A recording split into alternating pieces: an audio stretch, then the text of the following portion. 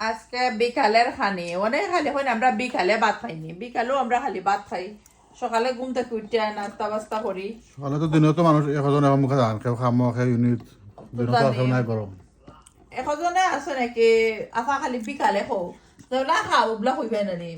তো যাই হোক, তুমি খালি মাংস আর মাংস কতটা বানাইছি, মাংস দিয়ে ভাত খাওয়া লাগে নি তোমার? সপ্তাহ দিয়ে খাইছি আমি, বাট মাংস দিয়ে আমার চারটে খাওয়া লাগে না, আমার পেট বড় না লাগে কি কিতা হো, মাংস দিয়ে ভাত না খাইলে পেট ভরে না লাগে?